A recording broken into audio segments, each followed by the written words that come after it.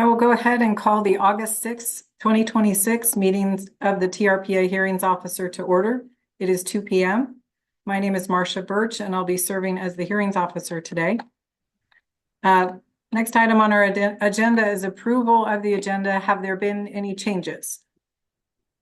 No changes. All right, then I'll go ahead and approve the agenda as it was posted. Item 3, public interest comments for no action. At this time, members of the public may address the hearings officer on matters within the agency's jurisdiction that are not listed as public hearing items on the agenda. If you wish to comment on a public hearing item, please do so when that item is called. The hearings officer is prohibited by law from taking immediate action on or discussing issues that are not listed on the agenda. And Jessica, sorry, Catherine. Catherine's in charge today. Are there members of the public in the room? No, I believe these are applicant representatives in the room. Okay, so let's go ahead and ask if anyone in the room has a public interest comment for no action. No. Okay, so online. If any member of the public joining online would like to make a comment at this time, please raise your hand now in Zoom by clicking the raise hand button at the bottom of your Zoom screen or by dialing *9 if you have called in. There are no hands raised to comment online. Okay, then I will close the public interest comments and move on to the announcement of appeal rights. Any decision of the hearings officer is appealable to the TRPA governing board. The notice of appeal, which can be found on TRPA's website, and associated fees must be filed within 21 days of the hearings officer's decision. Okay, and that brings us to our public hearing items. Our first item is 5A. Let me make sure I have the right one. I do. Okay, this is the Maddox demolition rebuild of eligible historic resource, 4290 Westlake Boulevard, Placer County, California, APN 085-250-003, TRPA file number ERSP 2026-0686. All right. And I believe this is, I forgot whose item this was. Julie. Hi, Julie. For the record. Okay, so this project involves demolition and reconstruction of an existing lakefront residence at 4290 Westlake Boulevard. The proposed residence will be 2 stories with an attached 2-car garage. Land coverage will not increase beyond what is already legally existing and includes the driveway, the structure, decks, patio, etc. The proposed height is 33 feet 5 inches, and that is less than the maximum allowed of 37 feet. No changes to the shore zone or the boathouse are included as part of this project, and a full scenic assessment was prepared. So we've reviewed the colors, building materials, landscaping, all that. And let me see what else for my summary. The reason we're here for a hearings officer review is because it's eligible historic resource. So the property is considered significant and an example of the mid-century resort rustic style architecture.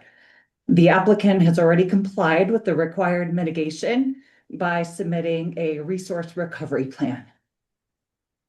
And that was included as an attachment to the staff report.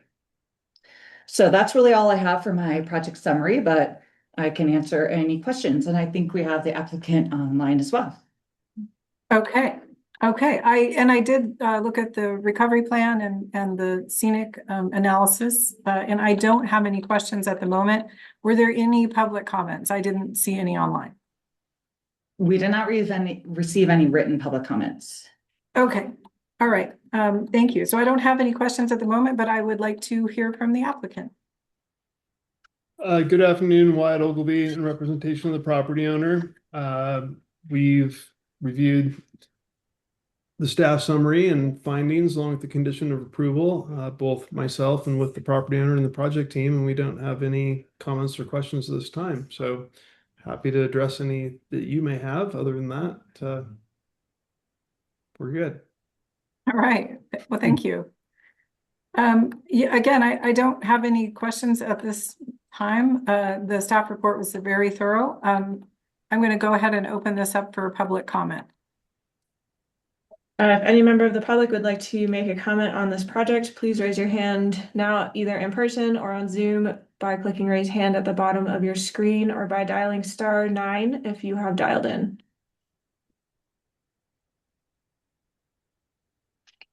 And we have one hand raised online. It's a phone caller. The number ends in 7113.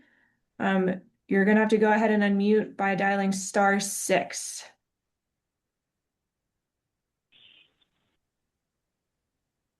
Can you hear me? Yes. Yes. Hi, my name is Karen Gilhooly. My sister Sheila Lee and I are the property owners of the property next door, 4260 Westlake Boulevard. It was my understanding actually that we did submit a comment at the end of last week, and I apologize if that wasn't received in time for today.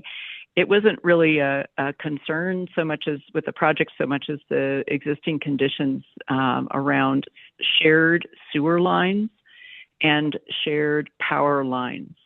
And we wanted just to flag those two things right at the outset. We've had issues over the last few years, and certainly in the last few weeks when the occupancy of the 4290 house has been increased. And I don't know exactly what the protocol is here, but we felt it was really important that everybody understood right now that this is a long-standing issue with sewer lines that probably should have been addressed by the Public Utility District a long time ago, and we've had overflow issues in the last few weeks that are being can be traced back, I think, to higher occupancy of both the house next door and our own. And then the shared power lines we have sort of an obsolete utility pole that we're starting to go down the path of having that updated with Liberty and realize that this project was on the horizon. So we want to make sure those two things are noted. And that's my comment. Thank you. Bringing that back to staff, Julie, it seems to me that these utilities that are the utilities are outside of this project approval. But I'd just like to get your input on that.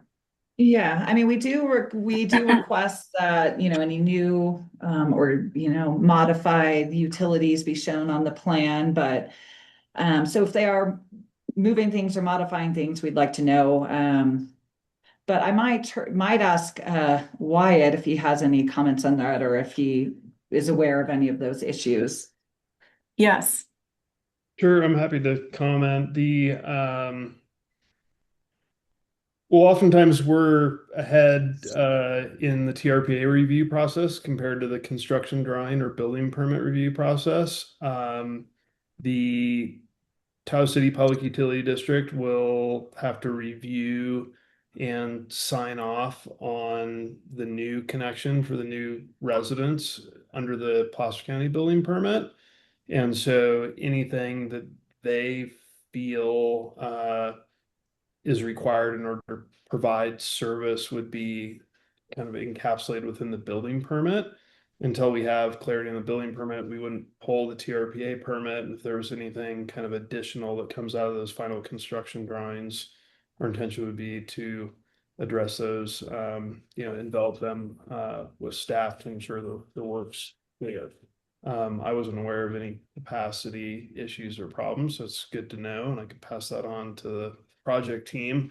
And I think the same probably aligns with Liberty and Karen's comments. If there's dialogue already occurring for an upgrade at the property next door, it probably makes sense to kind of connect with Liberty and our project team or the general contractor, which is Gallagher Construction. I can connect kind of like Karen, her sister, and the contractor, and as we go forward towards construction, see if we can find something that makes sense. Okay, thank you, Wyatt. So Julie, is this something that would be included in I don't recall utilities, sort of offsite utilities being something that is conditioned in our conditioned permits? Not typically, for utilities, really what we'd be looking for is like the grading, perhaps if they were, having to dig a trench through a sensitive area or something like that. I don't think that's the case in this situation, but if there's any changes or anything that we need to work out, then we'll deal with that as part of the final stamping of the final plans, but it's not typically something we would address in like a permit condition necessarily, unless there was something significant or unique about the utilities, So in this case, and I have no idea what the situation is, but for example, if there were to be significant trenching or something that was required, would that have to come back to TRPA as a plan revision? I think since we haven't stamped any plans or anything at this point, we would just deal with it as part of that acknowledgement. If it happened down the line, once they're already under construction, they've finalized this permit, then perhaps, but typically, because that's just, sort of an accessory use, accessory to the, the main project. I don't know. We would have to determine, I guess, depending on the scope and scale of the issue. Okay, so that's something that will, through the remainder of the permitting process, if the utilities district determines that some additional work needs to be done, TRPA staff would be involved in that conversation.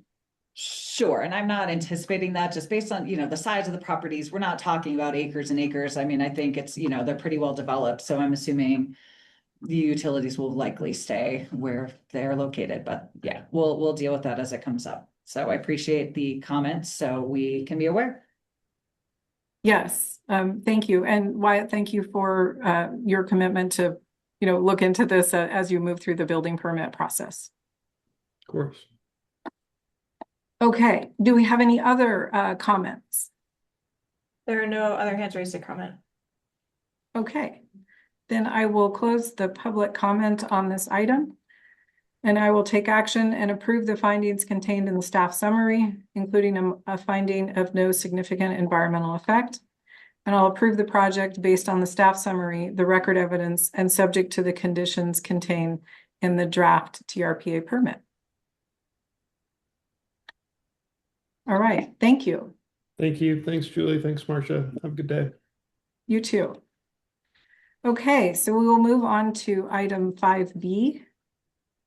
This is, I hope I pronounced this correctly. This is the Dobas Historical Renovation and Expansion Project at 8297 Meeks Bay Avenue, El Dorado County, California. Assessors parcel number 016-061-006, TRPA file number ERSP 2026-0073. And I think this is Brandy McMahon's project. Yeah, thank you, Brandy McMahon, for the record. You want to go to the next slide, Catherine? All right, so I just want to, before we start, with us today in the room is Brooke Martone and Brian Martone and Molly Armino with Monarch Architecture, also Jennifer from Monarch Architecture. I don't know her last name. What's her last name?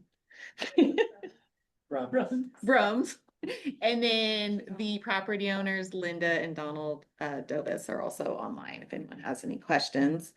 So TRPA in February 2025 made a determination that this is a historic property. It's representative of early Tahoe rustic architectural style and is potentially eligible under our historic criteria in our code.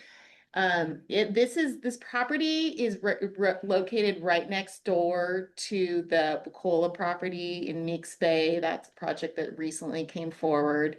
So there's a historic cabin. It's named Cedar Dune. And that's a picture, the first picture's looking from Meeks Bay Avenue, looking out at the house. Behind it's Lake Tahoe. The picture to the right is just, I walked down and like took a picture up. There's a steep slope as you walk down to the lake. They have an existing boathouse and pier. And then there's two small sleeping cabins currently located on the property. So you can go to the next slide.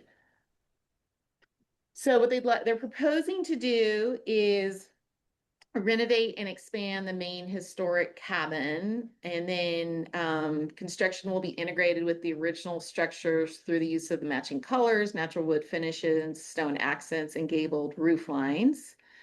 Then cabin 1, that's currently located on the west side of the parcel, will be relocated to the east side of the parcel. And then no changes will be made other than the relocation. And the other cabin, cabin 2, which is currently on the east side of the parcel, will remain.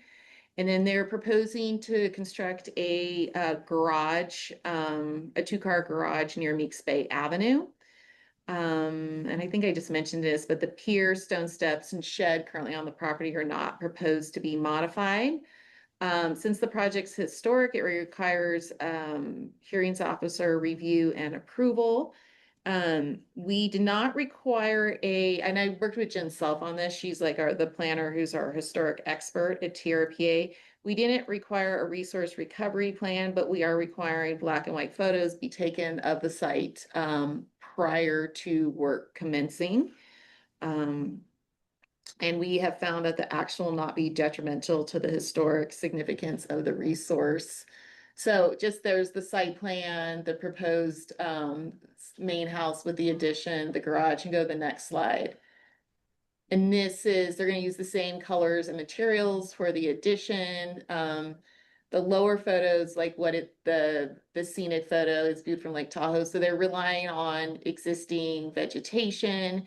There has been a problem with trees dying on the west shore. So right now they're using existing scenic vegetation, but I added condition if the trees are dying and they have to be removed, and then the vegetation will have to be replaced because they have to maintain the screening from Lake Tahoe. And we did receive one letter in support of the project from Larry Walker. And that email or the letter was provided to the hearings officer. So with that, we're available if you have any questions, Marcia.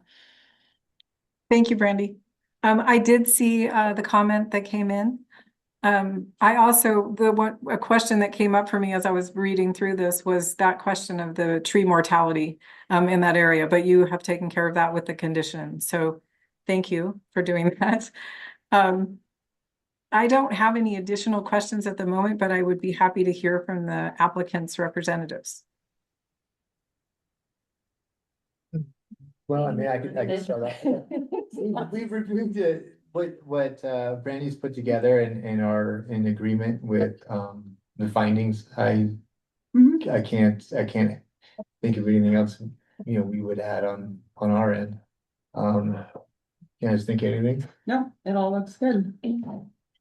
I think the Dovises can speak to this as well, but the intention fully is to preserve the historic integrity of the entire property. So the modification or the expansion is gonna blend in with the historic cabin as it is, and all the colors and materials will reflect that. And so the idea is to just make it a livable space and keep historic attributes.